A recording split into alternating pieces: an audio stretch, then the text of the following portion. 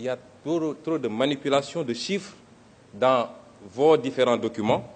Et ça se traduit aujourd'hui par une situation qui fait que, sur l'exercice 2017, nous avons accusé un gap de 161 milliards sur les recettes fiscales. Vous ne le démentirez jamais. Et ce gap-là va vous poursuivre. Et à la fin du premier trimestre 2018, on est déjà à un gap de 40 milliards sur les recettes fiscales. Ensuite, nous avons, et nous l'avons démontré, puisque personnellement j'ai saisi le FMI et je vous en ai fait ampliation, que sur les années passées, vous avez fait un dépassement de l'ordre de 216 milliards sur les ressources extérieures. Et c'est extrêmement gravissime, ça veut dire que tous les chiffres que vous nous donnez, nonobstant votre rengaine habituelle sur les notations ou je ne sais quoi, tous les chiffres sont faux. Et voilà les causes de la difficulté de trésorerie, malgré les dénégations. Et ça conduit à quoi? Ça conduit à une frénésie de l'endettement, 61% sur le PIB. C'est inadmissible pour le Sénégal. Parlons des eurobonds. 100 milliards en 2009, 250 milliards en 2011, 250 milliards en 2014, 660 milliards en 2017 et 1184 milliards aujourd'hui. Et vous nous dites que vous n'avez pas de difficulté. Pourquoi cette frénésie de l'endettement? Pourquoi, dans le cadre de cette loi de finances-là, vous êtes encore dans cette dynamique de créer toujours et encore des taxes? Mais si on examine les 3 taxes que vous créez, prenons la première, la taxe spéciale du secteur des télécommunications. Elle vient remplacer une autre taxe de la même nature qui a été votée ici il n'y a même pas un an, en 2017. Qu'est-ce que vous avez changé? Puisque vous n'osez pas affronter les multinationales de télécommunications, vous leur donnez la possibilité de déclarer trimestriellement, ce qui est une violation de l'égalité des contribuables devant la loi. Parce qu'en matière de TVA, la déclaration elle est mensuelle dans tout le Code général des impôts. Vous avez reculé parce que les entreprises de télécom avaient dit qu'ils ne paieront pas.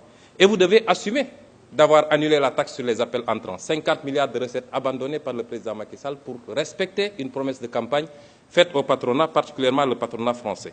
Le prélèvement sur les compagnies d'assurance. Mais vous mettez une taxe de 1% qui va être encore supportée par le consommateur, alors que vous n'osez pas taxer les forts profits des compagnies d'assurance et les distributions qui sont faites. C'est là où se trouve l'enjeu. Mais vous êtes toujours en train de faire peser la charge sur les mêmes, c'est-à-dire le pauvre contribuable. Enfin, les prélèvements sur les opérations de consignation. Monsieur le ministre, nous savons que ce prélèvement est taillé sur mesure pour la société de droit suisse qui s'appelle Adax Énergie, qui fait l'objet aujourd'hui d'un redressement de 100 milliards fraude fiscale sur ces opérations-là. Et nous suivons de très près l'arbitrage qui est sur votre table, parce que nous savons que cette loi, elle est taillée sur mesure pour cette société. Et voilà que le président Macky Sall, sortant de son sommeil de Lyon, décore cette même société de l'ordre national du Lion.